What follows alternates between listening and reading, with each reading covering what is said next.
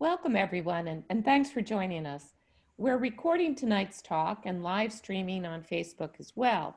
If everything goes well, we'll send out links that you can share with your own networks. And of course, we'll be sharing them on our social media platforms as well. You're going to notice that everyone is muted. This allows us to focus on the discussion between Diane and Mercedes without interruption. We won't be sharing video either. We'll just be leaving up the screen you see now, so don't think you're missing out on something everyone else can see. Our discussion will go on until around 8:30, at which time we will take questions from you. If you would like to ask a question, feel free to submit it at any time through the chat feature. MP Grassroots Liaison Marla Kilfoyle is with us tonight too, and she will be asking Diane and Mercedes as many of the questions you've submitted as possible until we end at 9 p.m. Eastern Standard Time. Now that we all know how tonight will run, let's get started. Diane Ravitch, who I think most of you know, if not all of you know, is the president and co-founder of the Network for Public Education. She is an historian of education and research professor of education at New York University. Diane blogs at dianeravitch.net, and her blog is close to surpassing 36 million hits. She has written 11 books, including her latest book, Slaying Goliath, and she has edited another 14. She is a graduate of the Houston Public Schools.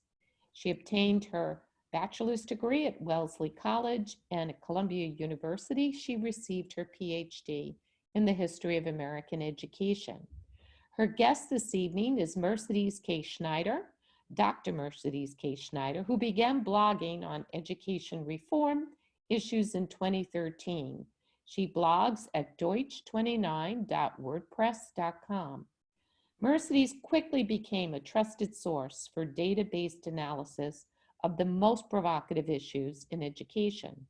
She has gained a national readership, including educators and scholars in multiple fields. When it comes to tracking down ed reform connections, no one is better than Mercedes.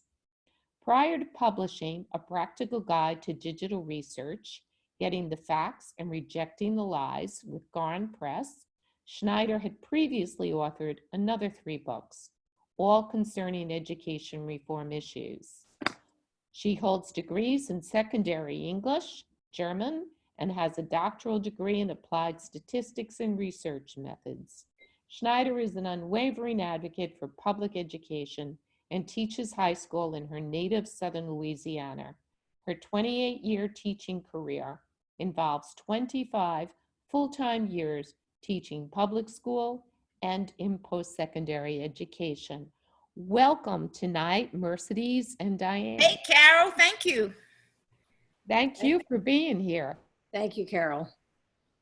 Diane, would you like to get the conversation started? Sure. Mercedes, the first question I would like to ask you is, tell us about what's happening in Louisiana in terms of the COVID. We know that New Orleans has been a hot spot. Has it spread beyond New Orleans? Yeah, I think another hot spot is Baton Rouge, but not nearly as much as New Orleans. The complication came with our holding Mardi Gras in February. That is an international festival that lasts for a few weeks. It culminates in Mardi Gras Day. And so we had that as usual. And then New Orleans became a hot spot. Now, the last I heard, the governor had a press conference yesterday. Only 331 new cases in the state. So the cases are waning. The hospitalizations have leveled off. The deaths yesterday were 77, and fewer people are needing ventilators. We actually have extra unused ventilators right now. So all of that is a good sign. Now, we are on stay-at-home orders until the 30th of April, and our governor told us yesterday that he will have some information regarding where to from here. And in a few days. And today he met remotely with a commission he put together on phasing back in the regular life, if you will. But of course, he's made it clear we're not just flipping a light switch and everything's over. Today with that task force, he spoke with them by phone. He said that he will have something for the public on Monday as far as next steps, but that he does not want to put us in a position where we have to reclose. And so he's going to be very cautious about how we are easing restrictions. I have lots of confidence in him because he's been very forthcoming with us. And he does not at all appear to be trying to play a political game. And so that is where we are. School is canceled for the rest of the year. I went to school on Monday and packed up my classroom. I was the only teacher around. My principal gave me permission to do that. And since I teach seniors, I'm also the only teacher who teaches only seniors at my school. And seniors were on regular schedule. They were to finish up this week. And so I had to have my grades in and all of that done. And so I'm in a unique position in that regard, that everything is done for me as far as my students are concerned. Okay, so tell us now, are you doing remote teaching or are you finished? I am done. Our district, when our governor on March 13th, decided that we were going to shut down at that time for a month, he made that announcement at lunchtime, and literally we were going into a faculty meeting and the announcement blindsided my principal. He didn't know what to say, because up until that point we had been planning to try to get our students prepared to do remote learning through a platform we use called Moodle, but we were not able to get that set up. Our district had to make a decision of how to proceed and quickly realized that our students would be unequally advantaged going online. Some would be able to, some would not be able to. And so what they decided was that we were to make online learning opportunities available to students, but we were forbidden from grading them. And so for parents who were concerned that their children were going to lose learning that they gained, we made provision for them, but so that we would not unfairly advantage students who had online access, or frankly tempt students and teachers to violate social distancing. Oh, I feel bad for this student who doesn't have online access, I'll just go see him, that kind of situation. Our district said no grading until further notice. Well, when the governor canceled school for the rest of the year, well, that ended it. And our district had to decide, how are we going to do this? Now, there have been people saying, students are losing learning. They're losing learning. Well, let me tell you what we lost. We lost standardized testing because our fourth 9 weeks has turned into standardized testing 9 weeks. And so in the regular school year, teachers had to fight during fourth 9 weeks to actually get assignment done with all of the testing that was coming down. So our district canceled testing, our state canceled testing. And so what our district decided to do, this is a lot to juggle, the fairness issue as far as grades. Our district decided, okay, students, for your fourth 9 weeks grade, we're going to take the best of first, second, or third 9 weeks grade and give you that grade for fourth 9 weeks. Teachers, any grades that you need to put in, you put them into third 9 weeks. They'll go into third 9 weeks, even if they were to be credited to fourth 9 weeks, which I had some grading, the big assignments that I still needed to grade, and they were going to go into fourth 9 weeks. My students understood that they would go into fourth 9 weeks, but then our district canceled fourth 9 weeks. And so I put those in third 9 weeks. I sent regular messages to my students as I was learning what was going on Moodle. I sent messages. I checked my email frequently so that I could answer my students in real time as we were trying to figure out what to do. And once I knew what was going on, I emailed them back and let them know. And so that is where we are. Our district has been very good at posting regular updates as far as what was happening with grading, as far as seniors, what was happening to your senior year, graduation, prom, a senior trip, other events. And frankly, our district really stepped up.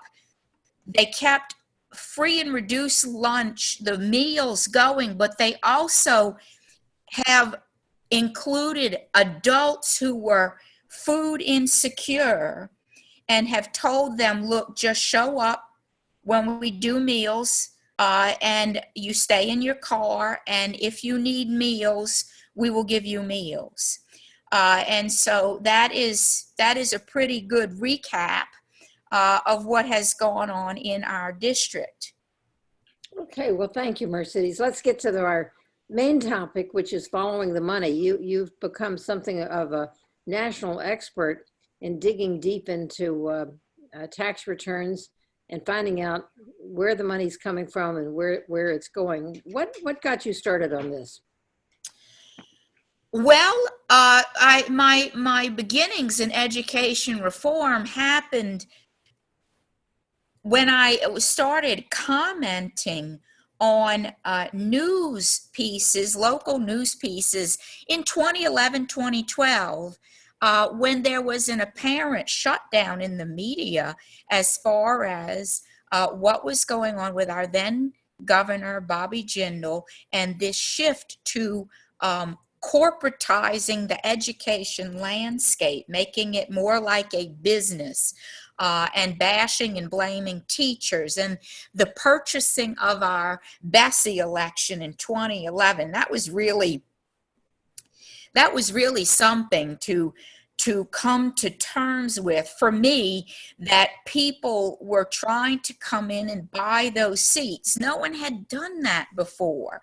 And why were they doing this? And why was the governor turning on this? And it just, in 2012, it dawned on me that this was not something exclusive to my state, that this was not just, okay, you need to leave Louisiana and you'll be able to go and teach as you expect to teach in another state. It's like, no, this is coming down in other states around the country. And so my very beginning, Diane, was in commenting online on news articles that were presenting a slanted view and shutting out any opposition to Governor Jindal and his plans to bash teachers, grade teachers, using student test scores, grade schools, promote charters, and really go after public schools as failing. And so that's where I began trying to figure out who was funding this and what was behind it. And frankly, it was you. When I started my blog in 2013, and I started writing about the National Council on Teacher Quality, and you had told me by email to look at the board, examine the board members, and I examined all 33 of the board members and their associations. that's where it really began, was like starting to put together the who's who of funding. And it was all very new. And there were very few people doing that in 2013. Virtually no one was doing that in 2013. You had started your blog, I believe, in April 2012. Right. And I had just come on in January 2013.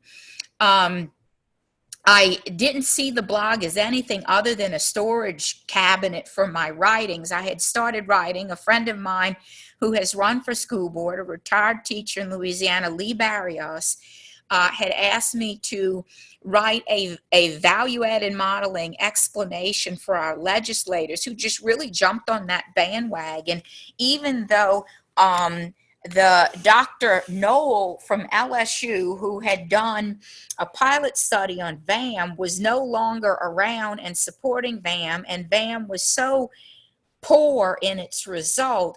But the legislators, it's like they wouldn't understand or couldn't understand. And Lee Barrios in 2012, December 2012, asked me, will you write a VAM explanation for legislators, and can you write it on the 8th grade level? And I laughed, but I understood what she meant. It's like, I have to write this not as someone who knows statistics, but as someone who really wants for people to understand this and not just be fearful and shut down upon reading it. And so that really, that is my beginnings with all of this, was back then.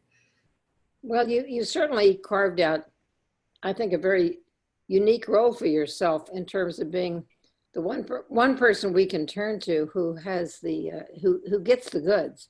I mean, I have to say that I'm happy that I was able to promote you, but I can't do what you do. You have these immense research talents. And I think that people are surprised to discover, first of all, that you're a high school teacher, because how would a high school teacher have time to know these things? But secondly, that you have a doctorate in research and statistics, which gives you this added edge. And I think that what typifies your work is that you're spot on, you're accurate. Nobody, to my knowledge, has ever said you got the numbers wrong. You always get the numbers right. And you've been a wonderful revealer of dark money. I think that you and Jane Mayer have that in common, your ability to dig down underneath the surface.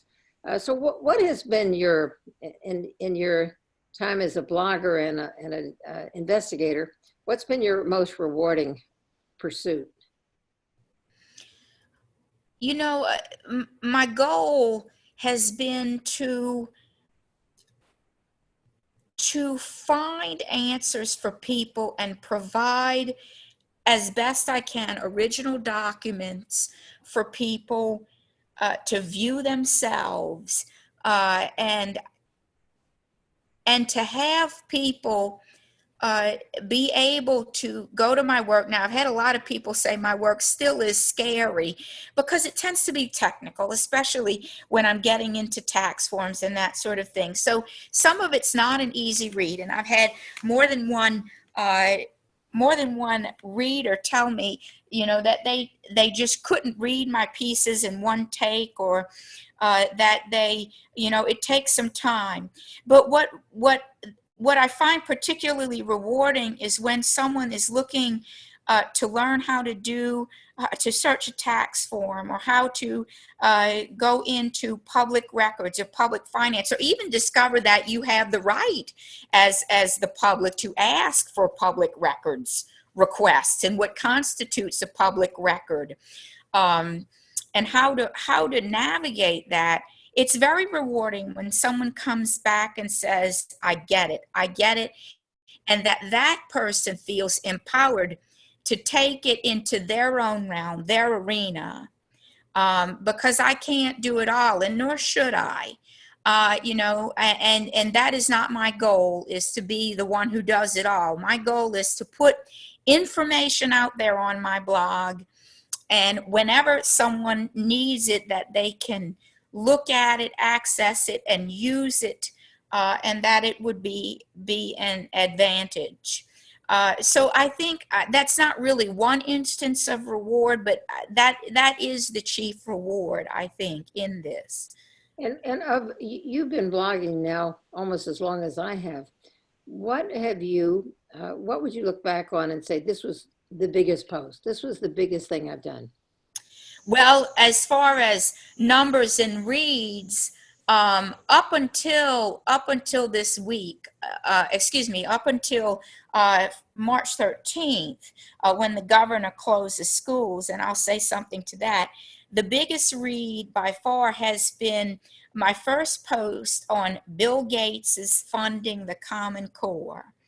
That one has gotten many reads, and it's an older post. I think I started writing that one in 2013, 14. It's been a while, but people go back to it. Now, the biggest post I've had by far was one that was posted on March 14th of this year.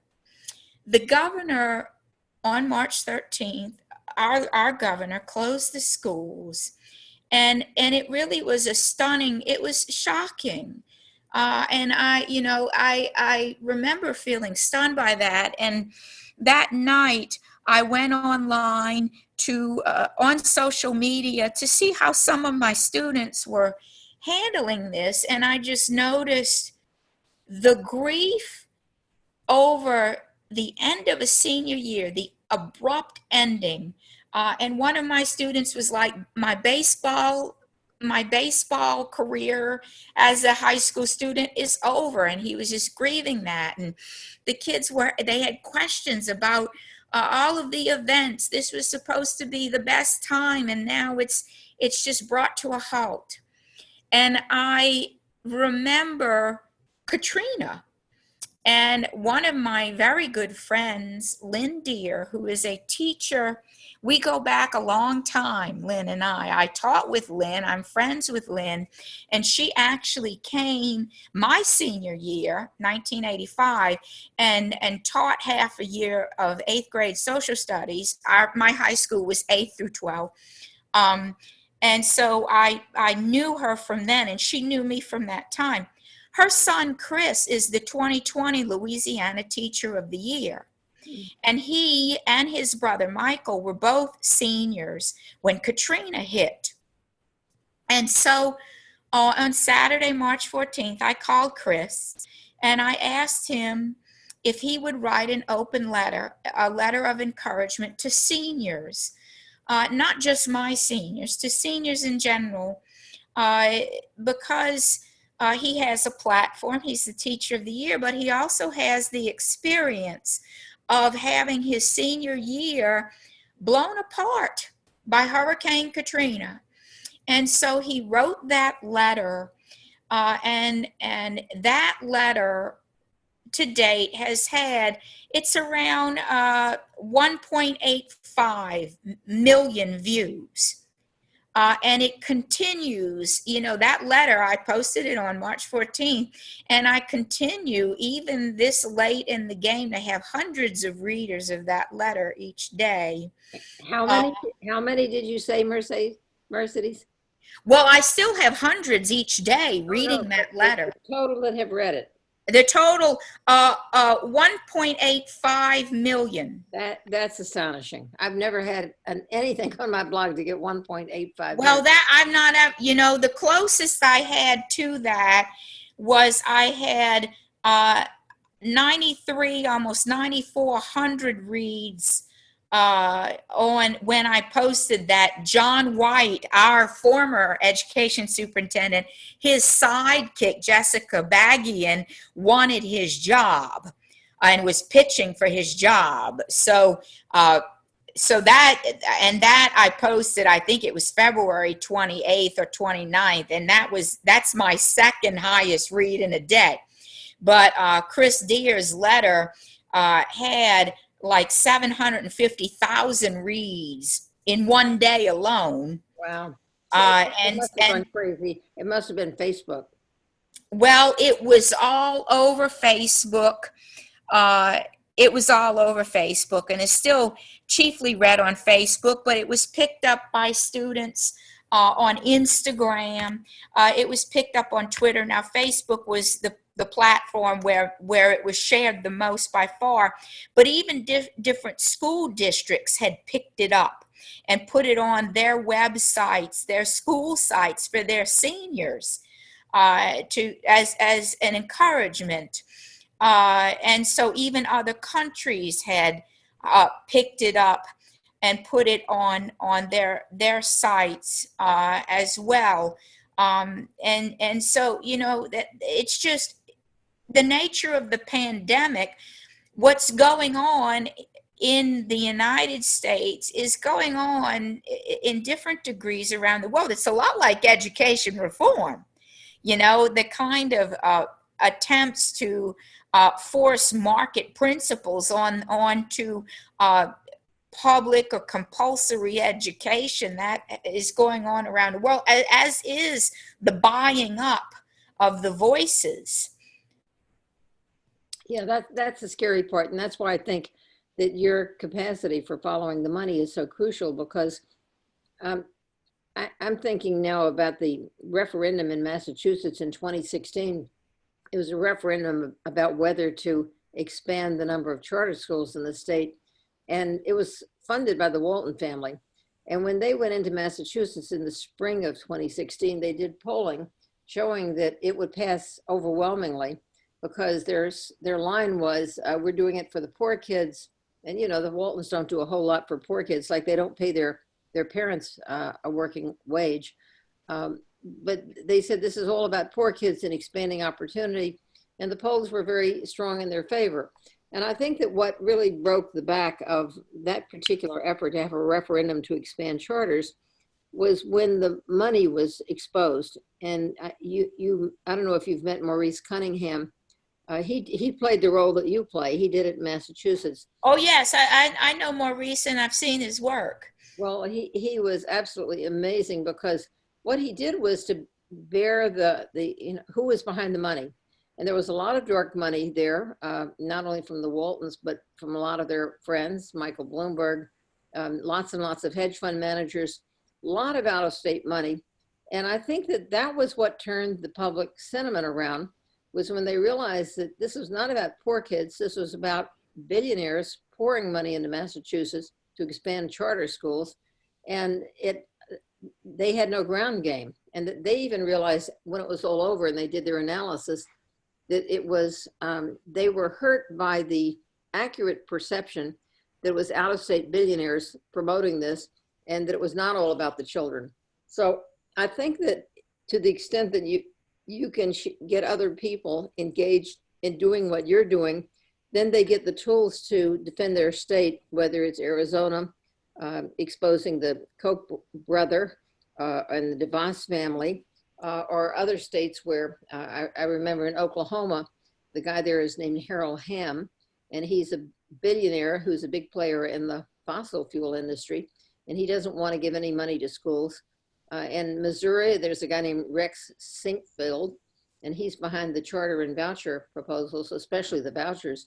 But this is something that's crucial to defending public education, is simply getting the message to the public about where the money's coming from. Because when the public understands this is not grassroots, this is not from our state, this is billionaires trying to pull the wool over our eyes, it makes a huge difference.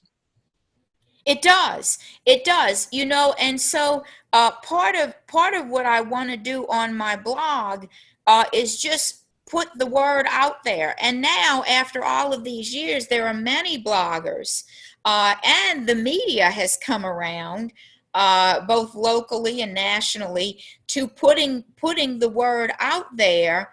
In 2012, Bobby Jindal really had a handle on our media, and our media would not publish like who was behind this push to come down hard on public education as failing, and to promote the charterization of schools, for example.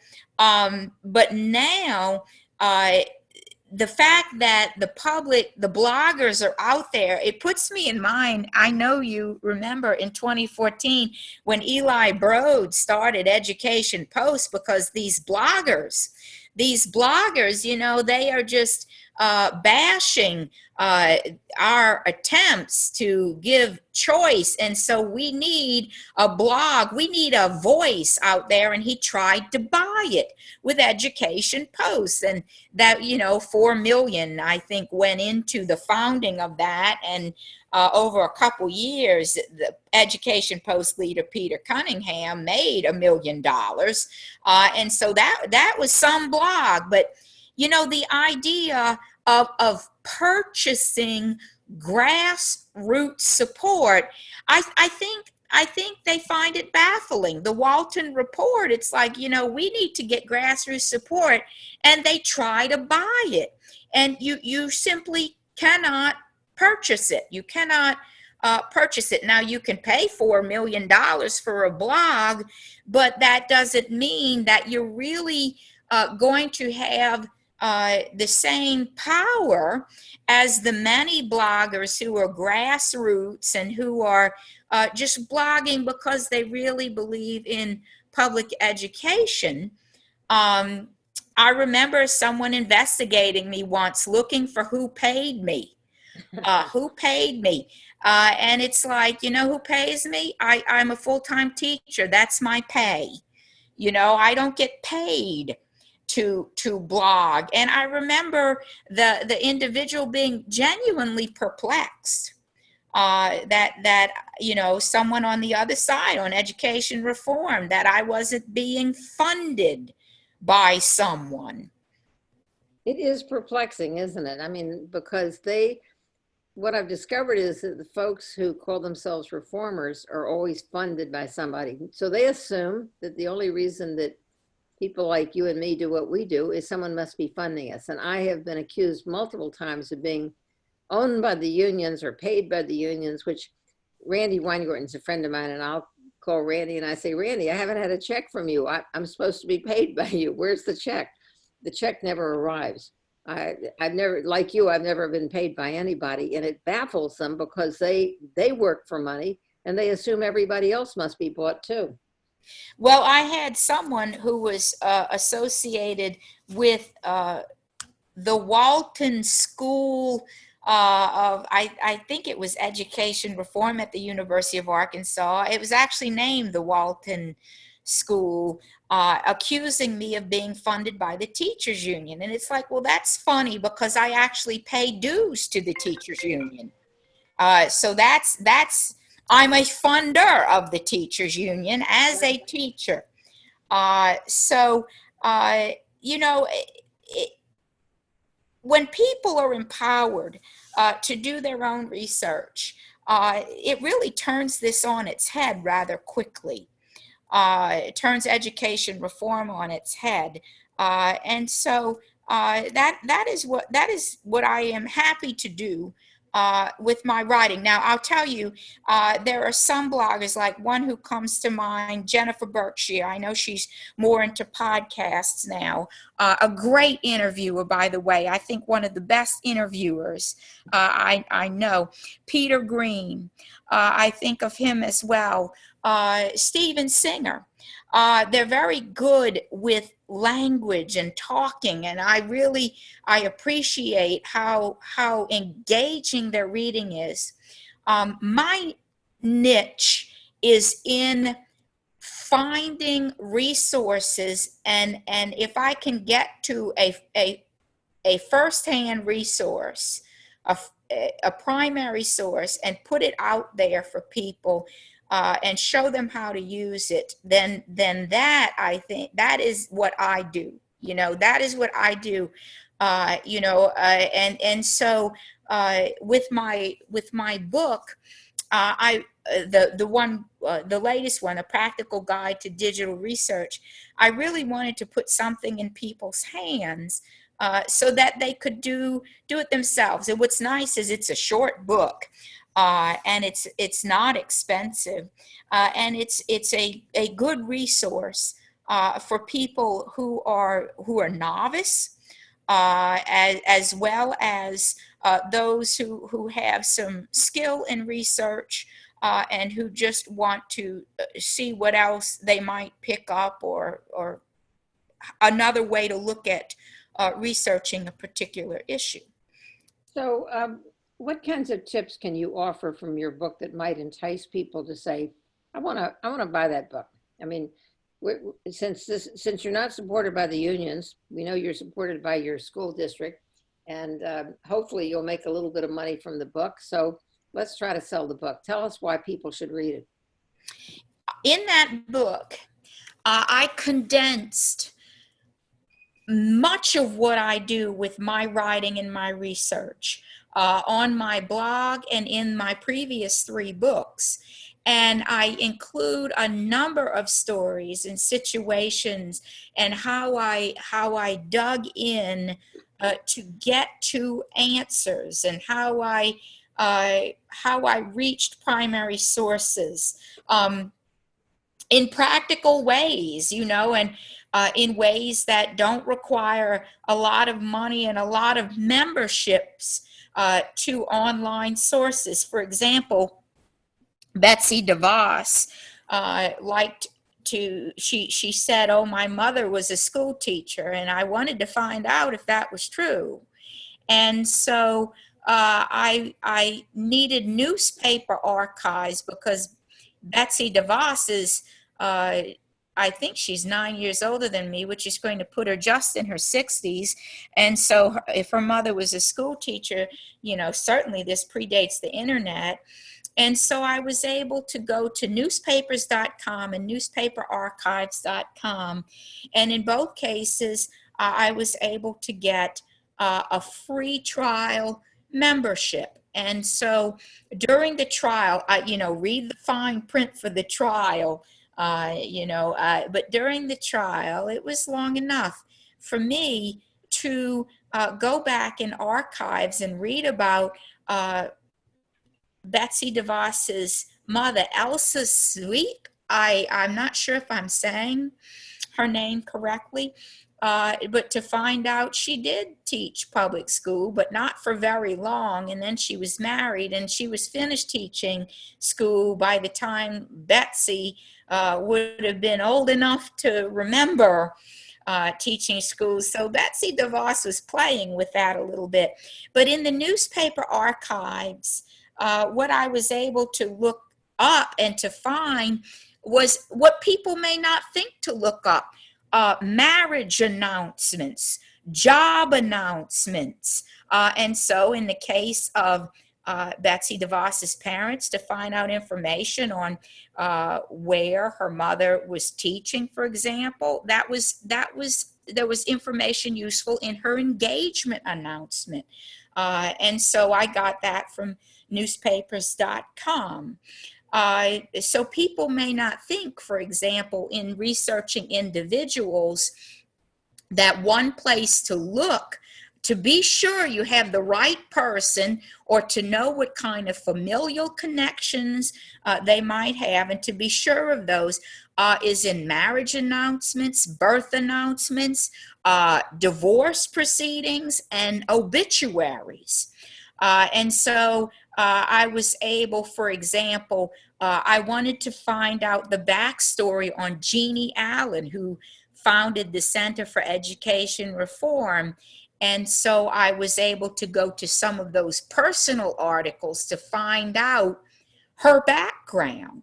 So that's the kind of information that's in the book, and that some people might think, gee, I didn't think about that. Well, it's interesting to me that in the mass media and the major mainstream media, that when they identify organizations, they will say, oh, this one is left-leaning and this one is centrist.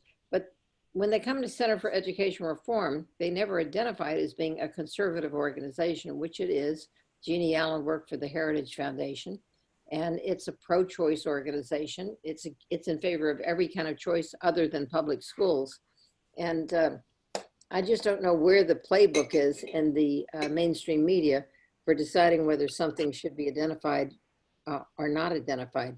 This happens, for example, with Mike Petrilli at the Thomas B. Fordham Institute, which many years ago I was a board member there.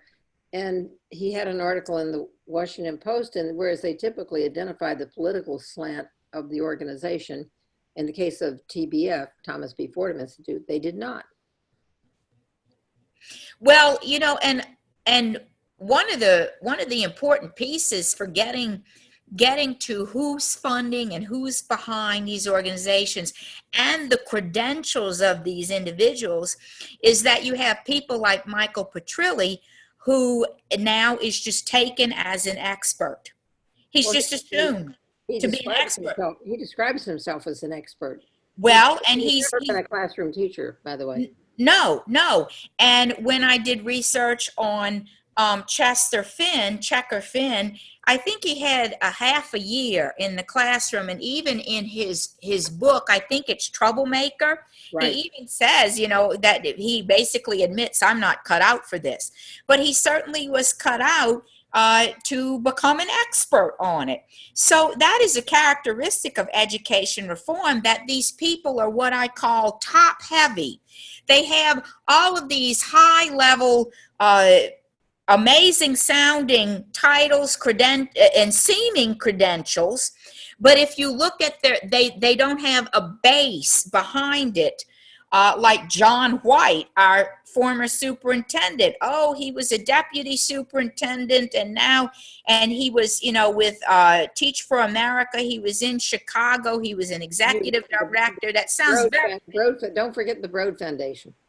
Well, yes, you know, and he's a Broad scholar, or he's a Broad superintendent rather. But how long was he in the classroom? 3 years. 3 years. And, you know, now we get used to hearing that, but that really ought to astound people, because I know if I had 3 years in my teaching career, when I only had 3 years in, I never would have thought even to be a principal, to be just catapulted to be a principal. You know, but they're very top heavy. And Mike Petrilli, bachelor's in political science, I believe, and was just moved to the top very quickly by Checker Finn. And so now is taken as an expert. And so his experience was that he worked in the George W. Bush administration and was, yes, he was Office of Innovation and Improvement. Was started and he was put in there? Is that what it was? That's what it was. Okay, so you know, I mean, that's how it works. And you know that with your background and with being with Thomas B. Fordham, how you guys, didn't you start National Council of Teacher Quality? Right, I know. Well, we know all about that. Yes. It's actually a fascinating story, because when they first started, they couldn't figure out how they were supposed to. Well, let's go back a minute and say their job was to discredit teachers' colleges. That's what they set out to do. And they got some startup funding from the Fordham Institute or Fordham Foundation. And they couldn't quite figure out how are they going to do this massive task. And then Rod Page, who at that time was the Secretary of Education for George W. Bush, gave them $5 million. And that gave them some time to kind of figure things out. And they have since, as you have written, developed a very powerful and prestigious board of people like Joel Klein and Wendy Kopp and Michelle Riet. All these people were on their board. And now they're funded by the Gates Foundation. And they produce this, I don't know, are they still producing their annual report ranking the quality of teachers' colleges across America? I believe so. I haven't written about it in a couple of years. Well, they never visited any campuses. And I remember. Yes, that I did write about. Right. And Linda Darling Hammond said, this is like reviewing restaurants based on their printed menus without ever setting foot in the restaurant. Well, the thing is that these organizations and these individuals are taken as the experts. And so that is something, you know, the newspapers, in trying to be balanced, that I know that we're going to get multiple sides. They quote people with no background in what they're talking about, but they're taken as being experts. And so in my writings, in my books. I want to get the word out there. It's like, look at these people, look at who's funding them, look at their expertise and experience, look and see that they're almost like cardboard cutouts, two-dimensional prop-ups that are taken as experts. And so the word is out now. That's good. That's very good. In 2012, 2013, the word was not out, and I felt very much like an island. But I'm happy to say, you know, I don't feel like that at all anymore. And I feel like, you know, people are in a much better position. The community, educators, administrators, others, the parents, and even students who want to know what's going on, that there are many resources available, and I really try to make my writing practical, and hence the title of the latest book. That it's like, okay, you want to know how to investigate using the digital opportunities, platforms, and such available to you, resources. Then here is some information for you. Well, I think, Mercedes, you're one of those people who has really made a difference and helped to, I think, strip away the mask. I mean, to me, this is the biggest problem with so-called education reform, is that it has carefully cultivated an exterior, which is a fake exterior. And it's taken bloggers like you and Peter Green and Steven Singer and Jersey Jazzman, and I could go on with Gary Rubenstein and others, to say, no, wait a minute, let's look behind the mask. Let's take the mask away and let's see who's really pulling the strings. I mean, it came to me as a revelation, for example, when you went into TFA's tax returns and said that they had $300 million in the bank. And that was an enlightening thing, because I had just been to my local bank and they had on the screen, when I took some money out, it said, would you like to make a $1 contribution to one of the 3 following charities? And it was like March of Dimes, Girl Scouts, or Teach for America. And I thought, Teach for America's got a lot of money. Why would I give them a contribution? They have $300 million in the bank. They're not a charity. Well, you know, we could go on with what's in a name. Teach for America, that's an interesting story. Wendy Kopf and I are actually the same age. And I was in college. She graduated in 1989. I was at LSU at the time, and I had planned on not graduating in 4 years. I had added a German minor, and anyway, I had a friend in 91 who was graduating, and he said, oh, I'm going to go with this organization, Teach for America. But he wasn't a teacher. And at the time, he said, you know, they send people into needy areas under provisional certificates. And I thought that was great. I thought that was great. But in doing the research into not only Teach for America, but into Wendy Kopf as an individual, it's like, wow, you know, this organization, first of all, it may have had that noble idea at its beginnings, but around 2001, there was a definite shift, and it was an intentional shift to where they saw, the organization saw, what we need to do is we need to be the leaders here. We need to be the administrators, the school administrators. We need to be the political force, the lobbyists. That's what we need to do.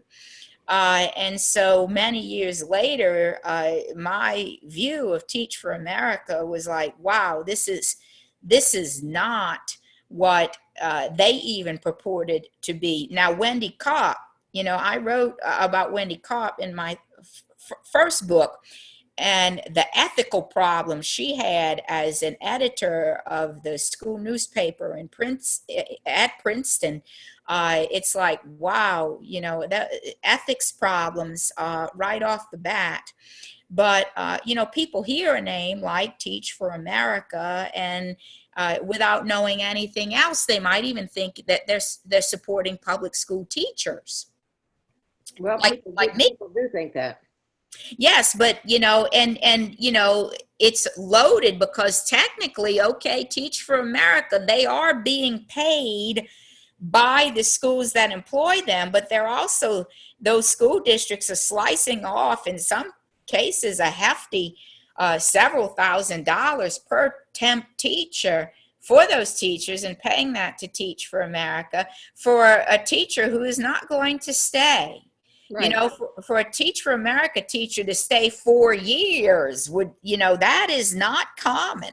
Yes. To stay in the classroom, but they like to play the word game and say, oh, we stay in education, Right. and they become the John Whites of the world, where, they are the superintendent. So, It should be called a Lisa teacher program. well, I've heard people call it Teach for a Moment. Right. Teach for a while.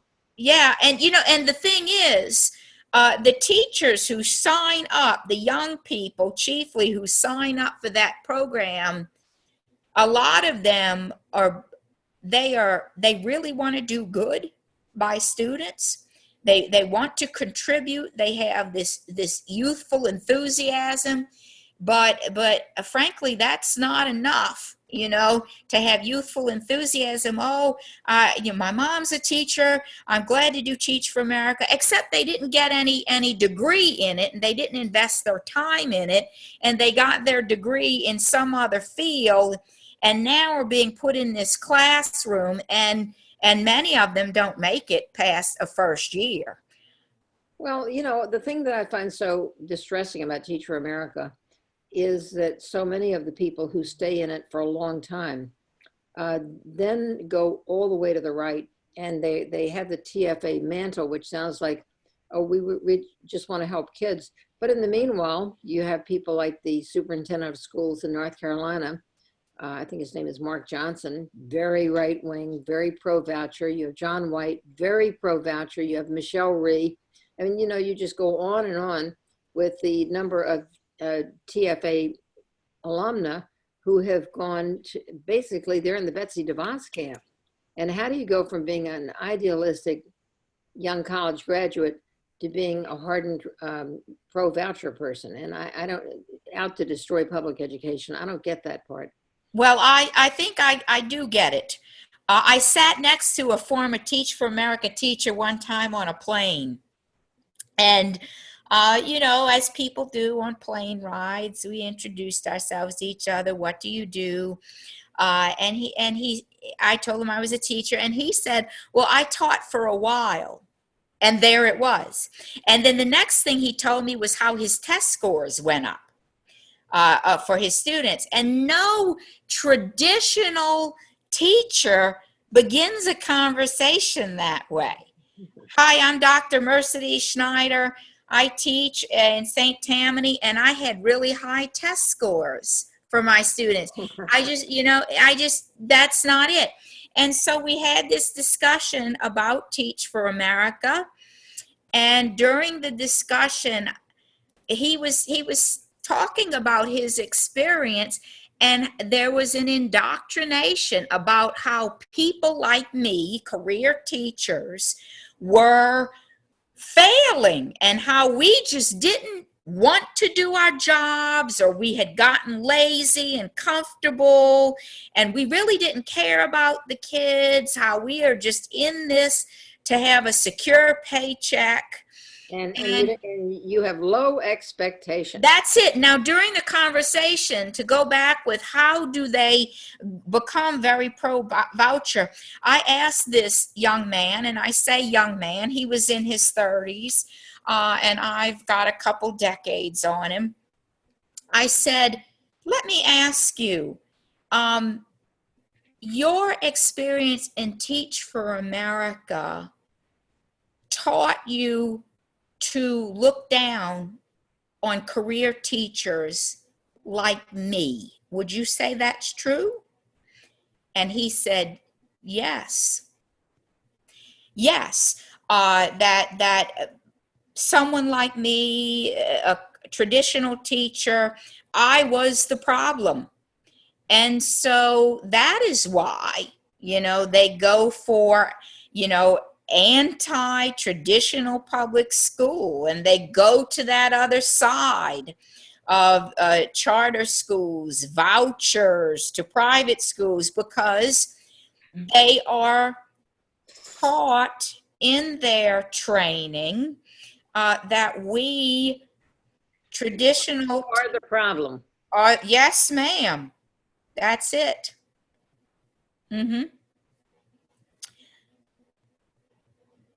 Well, I think that it's a sad thing when young people are attracted into doing something that actually undermines their own ambitions. I was up at Amherst College a few years back, and I spoke to the person who was in charge of teacher education, and he said that because of the experience that his students had had with TFA, he would never ever allow anyone to join it, because he had some students who'd gone through Amherst, gotten a wonderful education, taken some education courses, and then joined Teach for America, and had spent 1 year in a classroom where they didn't know what to do and couldn't control the classroom. And whereas they might have become career teachers, they gave it up and we went to something else. It ruined them for teaching. Well, to send a teacher in on ideology and just pump full of several weeks of reading, and a situation like this young man on the plane told me. I said, what about your any kind of experience teaching before you went in? It's like, well, okay, maybe 10 kids in a room and 2 TFA teachers. I'm like, that is not the reality of a first year teacher. That you're going to have 10 kids and there's 2 of you in the room at a time. My reality as a first year teacher in 1991 was the principal. First of all, I got the classes those with seniority did not want. And I knew that would be the case because I was new. And the principal handed me a copy of the objectives for the courses I was teaching, and there it was.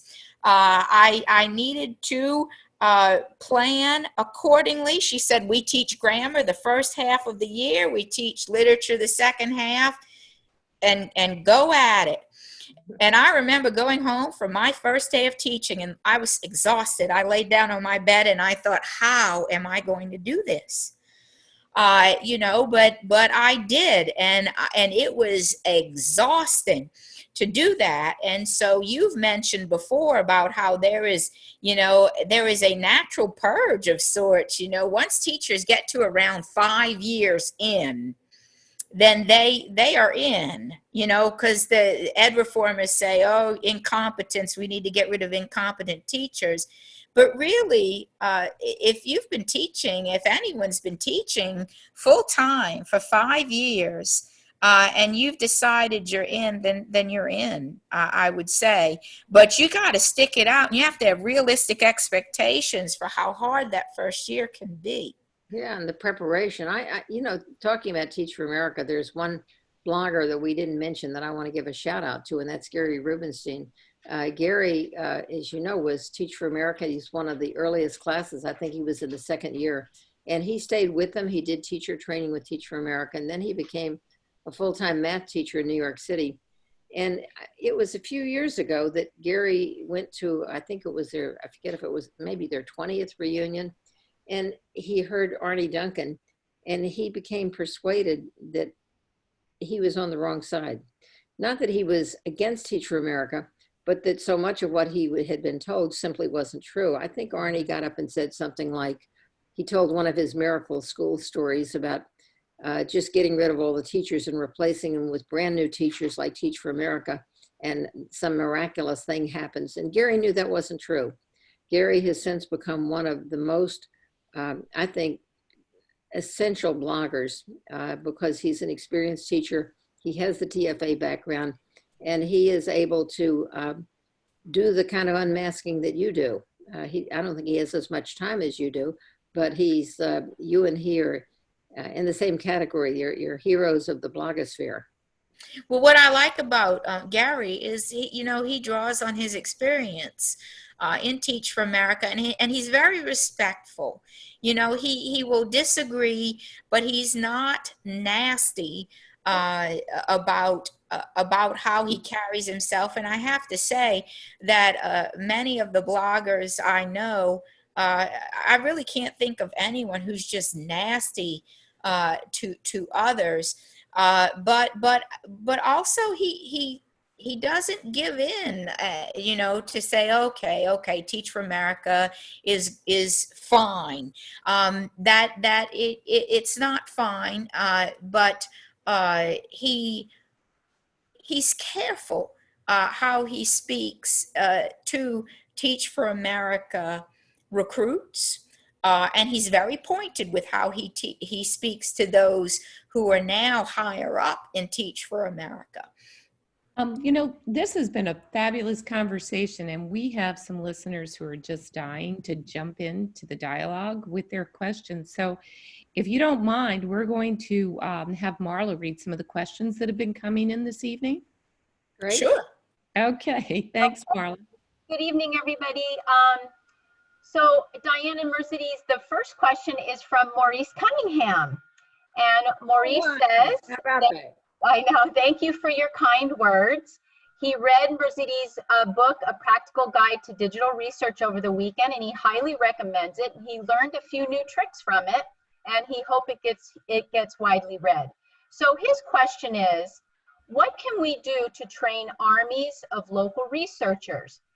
He continues to say Massachusetts DFER did a candidate questionnaire for a school committee last year, and the candidates file campaign finance reports locally. His dream would be for local folks to look into those reports and expose who's getting the money from privatizers. For instance, in Massachusetts, I can tell them who those people are. What can we do to spread this? Mercedes? Well, yes, I think it has to be genuine grassroots interest, first of all. And so if there is something going on locally, and someone who, for example, read my book like Maurice, and already has an established reputation in this, and wants to offer opportunity to educate a small group of interested parents, community members, then that's the way it must be done. It must be done that way. And I think in my mind's eye of this guy who went into a school board meeting with my first book in one hand and Diane Ravitch's, I think it might have been Death and Life, in the other hand, and was talking to the school board out of it. Like, this is what's going on. I'm reading this, and then questioning. But I think it has to be genuine grassroots interest. It has to start on a small scale. Now, the book I have, A Practical Guide. Maurice, thank you for reading it and for your endorsement of it. It is a small book. There's a lot in it, but it is a manageable book, and I think that is an advantage too. It's not expensive. We can put it into people's hands. I think for grassroots efforts, to put it into key people's hands, local leaders, people seen as local leaders among parents and community members, I think that is a good place to start. And I think along that lines too, Mercedes, we have a couple more questions about researching, and then I want to then go into the questions about privatizing, because I think then you and Diane can kind of ping pong off those. There are a couple questions about researching. Number one, what are the best sources that you use to find out who makes donations to ed reform organizations? And how do you find out who donates to nonprofits, since donors are not listed in 990? So what are your best resources, and how do you find those donors that are not listed in 990s? Well, okay, best sources, first of all, again, being practical, if I'm if I'm going to investigate an organization, I'm going to go to their website first. I'm going to see what they're saying about themselves, about their funders and their donors, what they are saying themselves. Then I'll go to tax forms, but sometimes I'll cross-reference tax forms. For example, I might have an idea of what or other organization might be donating. And I'm trying to think of an example of when I cross-reference. Really, one of the best examples is Education Post. When it started, Lindsay Layton wrote about them in 2014, and she mentioned 3 donors and then an anonymous donor. Well, I wanted to know the anonymous donor. And so I went to the tax form of one of the donors that was mentioned because I needed to find out the real name of the nonprofit. Education Post is not the name. And so I was able to, by cross-referencing, find out the name.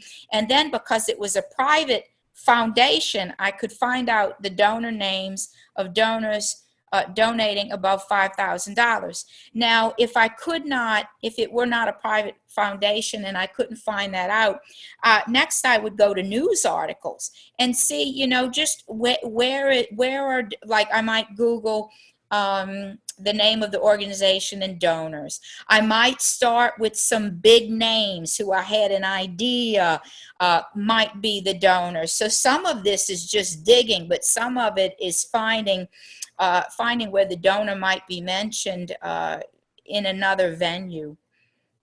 So, Mercedes, if I'm not mistaken, you found out that the anonymous donor was Lorraine Powell Jobs. I did find that out. Why do you think she wanted to be anonymous? Well, there's power in not mentioning who you are, frankly. There's power in it. And another side, Diane, is if it's a failure, it's not tied to me. So I think that's 2 reasons right off the top of my head. Was that her motivation? I don't know, but that's the 2 that come to mind. Very nice. But I have to mention another blogger while we're on the talking about Lorraine Powell Jobs, and that's Nancy Bailey. And Nancy Bailey has just become a little known superstar. She has written brilliant articles recently, and she wrote one the other day about beware the vultures, because during this pandemic, she sees the vultures circling and looking for opportunities for profit. And she gives a lot of examples of vulture type activity. And I think the first thing she mentioned was an article by Tom Friedman in the New York Times, where he recommended his ideal cabinet for the next president, the Democratic president. And he recommended that Lorraine Powell Jobs should be the next Secretary of Education. And I thought, wow, I guess he wants to be invited to have dinner with her. Or maybe he already has been. Well, speaking of vultures, Diane, we have another question from Ann Hartley about the Heritage Foundation. So Diane, I'm going to start with you. If you could answer this question, and then maybe Mercedes, if you want to pick up on it.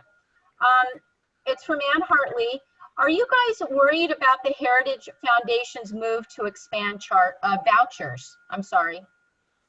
Well, the Heritage Foundation has always been very far to the right. For a long time, it was considered the most right-wing of all the foundations. So I'm not at all surprised that they're promoting vouchers. I read their report, and it's kind of interesting. I have a post about it on my blog tomorrow. And I wrote about it, and then I saw Peter Green also wrote about it. And we both saw that it was pretending to be a government report. It's called the National Task Force on, or something like this, the National Coronavirus Task Force Recovery Report. And it's got all these stars and stripes on it that makes it sound as though, or look as though it came from the government, when it's really just the Heritage Foundation. I mean, this is your prototypical far-right foundation saying, get rid of those government schools and privatize everything and let the money follow the child. So I guess I'm no more worried about it than I am worried about the Center for Education Reform or ALEC or a whole bunch of other, the Heartland Institute. And Mercedes knows this long list of right-wing think tanks, all of which are in communication with one another. they're all coordinated and they're all saying the same thing.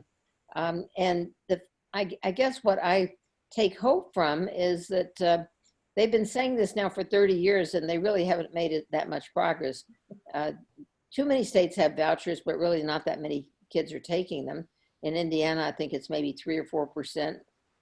In Louisiana, it's Mercedes can confirm, but I think it's a very tiny percent there are taking vouchers. The charter movement has been pushing, and I can't even call it a movement. It's just the charter money has been promoting charters for 30 years, and 6% of kids are in charters. And at this point, there are almost as many charters closing as there are opening. So it's a very unstable sector. And if it weren't for the federal money, the $440 million a year going into the charter sector, plus the Walton money, probably the charter sector would start shriveling. Yeah, I'm not so concerned about the promoting of vouchers because the Heritage Foundation is going to face the same issues that the Walton Foundation discovered it was facing in Massachusetts, pushing the charters. The people aren't buying in. Now, in, I think, 2012, Bobby Jindal wanted to start a voucher program in Louisiana. They piloted it, and then he said, you know, we're going to go full score on this, and we could have as many as 300,000 students using vouchers, but it just never ever caught on. People don't want it. They don't want to run to get money and leave the public schools. Now there are some who do. And it just so happens that the biggest users of vouchers in Louisiana are in New Orleans, and the archdiocese, the Catholic schools, are the biggest recipients of the voucher money.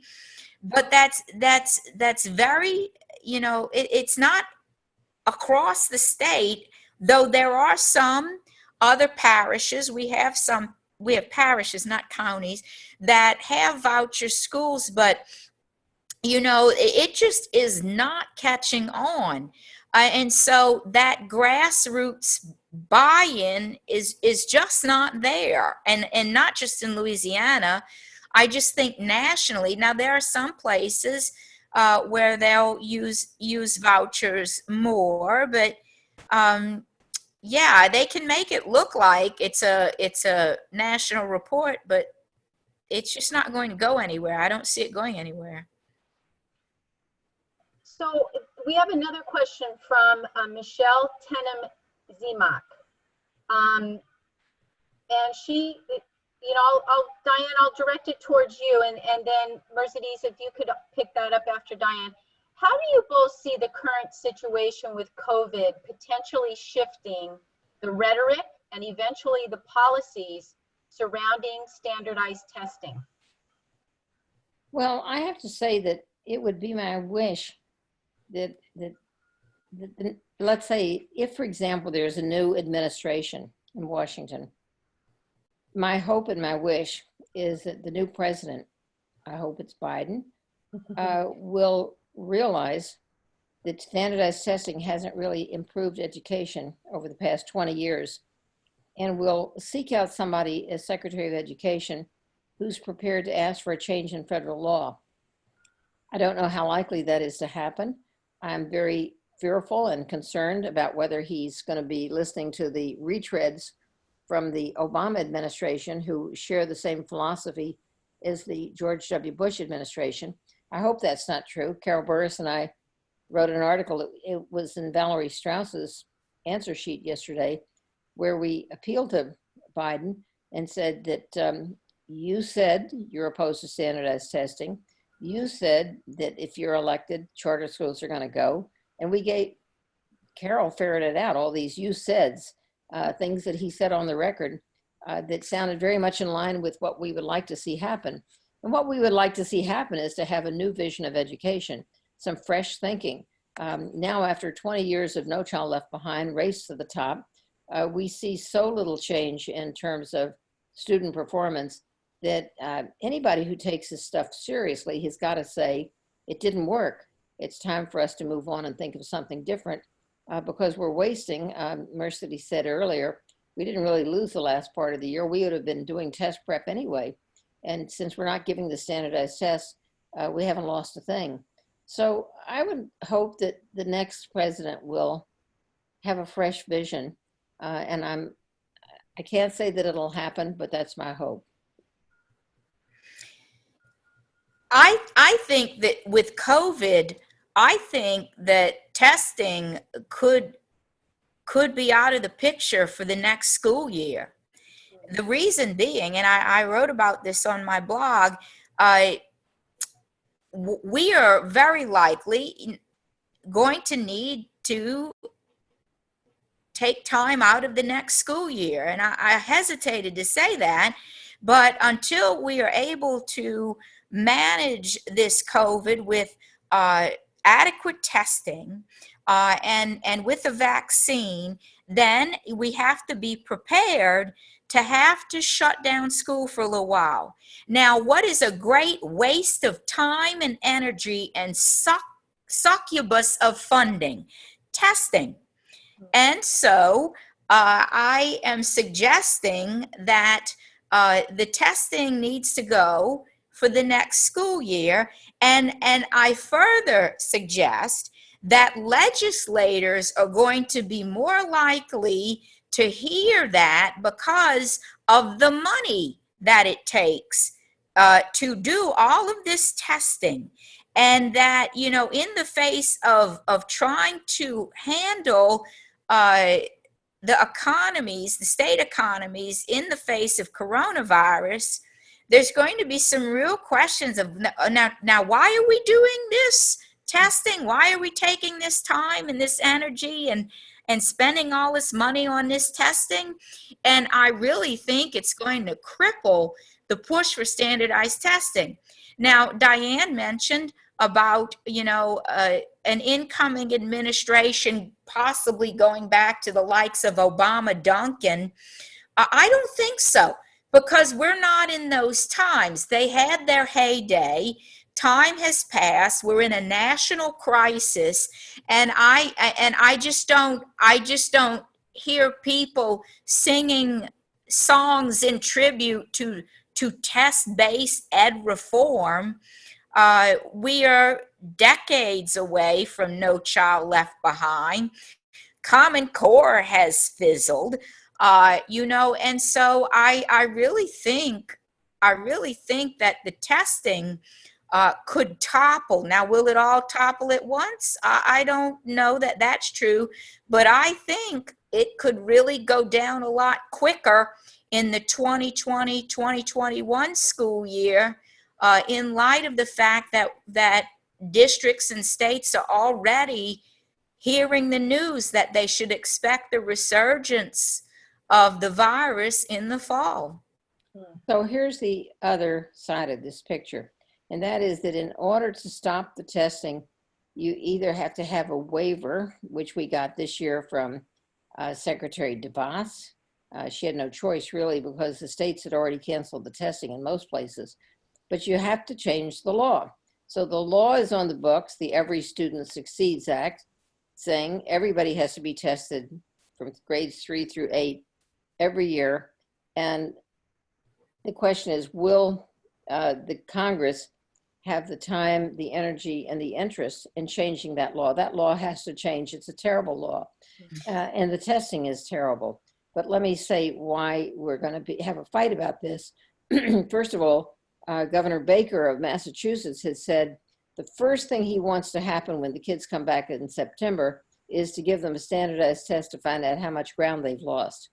So you get that kind of thinking. And then you have Michael Casserly of the Council of Great City Schools saying, oh my goodness, the children have lost so much ground. We've got to get back to testing them to find out how much ground they've lost. And then you have Kevin Huffman, who wrote an article against the virtual charter schools and how terrible they are, and he's right about that, saying we have to be prepared in September to test the kids to find out how much ground they've lost. And this goes from one to the next to the next. The testing has to start immediately because otherwise we'll not know where the kids are. I think it's all ridiculous. I think people should relax. If kids have lost ground, everybody's lost ground. And the main thing we have to do is to ensure that the kids are healthy and that they're not subject to getting sick with the virus, because we now know that they can either be carriers, and in some cases they can even get the virus themselves. There are far more important issues on the table right now than standardized test scores, which are, after 20 years, it's enough.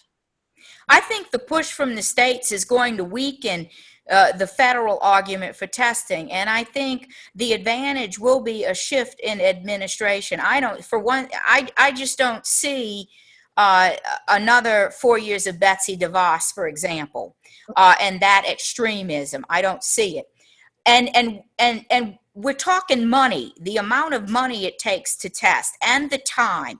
And I just think that the idea of pushing standardized testing into the fall is going to be a lead balloon on the state level. And I think on the federal level, there's going to be either pressure or a realization that the states need the time and the money to have a school year. And so we'll see which direction it goes. But I definitely think it's a critical moment. Now, here's another thing. What is the date that ESSA is supposed to be up for review? Are we approaching that? We are. It was authorized in 2015, and usually every 5 years, laws are supposed to. So there's another issue. So that means that we have to elect a lot of people who are going to say, let's take a fresh look.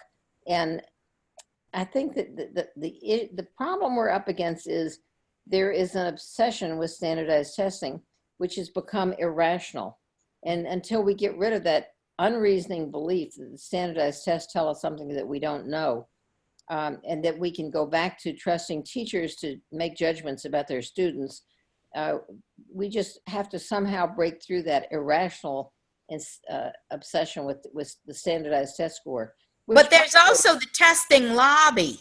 Yeah, the testing lobby is an issue. Yes, in every major state there is a testing lobby, and in every meeting in Washington D.C., the testing lobbyists are there advocating for more testing. And we don't have right now. We don't have our own national organization saying it's enough with the testing. What we need to do is to take care of the children. Now, here's another, if I could say another piece. In ESSA, and Betsy DeVos was starting a pilot program for alternative assessments, alternatives to standardized testing. That's actually a loophole that if enough states want to go after it and say, look, because of coronavirus, we want to come up with some kind of alternative like portfolio grading or something like that. That is already written into ESSA. We'll have to see what happens. Yeah. So Mercedes, the last couple minutes here, we have a really interesting question, and I can kind of relate to this. I was a public school teacher for 30 years, and the 5 years that I was the executive director of BATS, I got into a little bit of hot water myself a few times. So there's a question, as a public school teacher, have you ever gotten into any hot water for your activism? You see, I have to know. I have not. I have to know my district, and I have to know what to say and what to write and how to walk the line to where I am being respectful. Now, you see, I want to say this right. I am being respectful of the position I hold without unduly putting my district in a position that puts them in a place where they have to come down on me.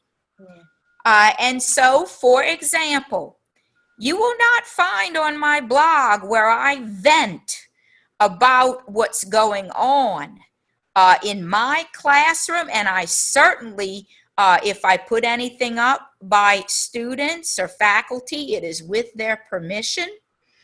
And so there's the line there. I am very careful about never doing something like using a sick day to go and do a professional event. There have been times where I needed to take unpaid leave to go and do something professional, and I did take unpaid leave. I had been told some years ago that my absences, I could not have a lot of absences from school, and I assured them I have no desire to be absent. In fact, ironically, I have perfect attendance this year. And we'll end the year, since the year was ended for me, with perfect attendance. My first absence was going to be the Network for Public Education conference. And so when I do events, I try my best to not miss school. And so that has cultivated a good relationship.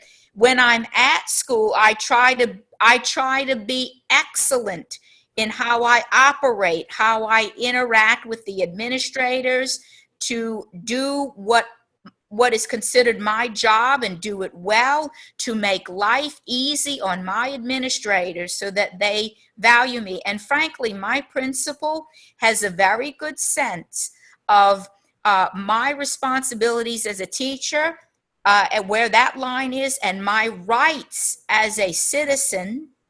And so does my district. And so I have been able to walk a good line. By the grace of God, I have been able to do that. So no trouble. That's shocking. So I'll turn it over to Carol now. Okay, listen, thank you so much, Mercedes. We really appreciate your My pleasure. Thank you. us. And Diane, thank you too. And the both of you, be safe, be well, wash your hands, wear your masks, and we'll talk to you soon. Thank you, everybody. Thank you. Bye, Carol. Bye, Marla. Bye, Diane. Thank Bye-bye you. now. Everybody stay Night. safe.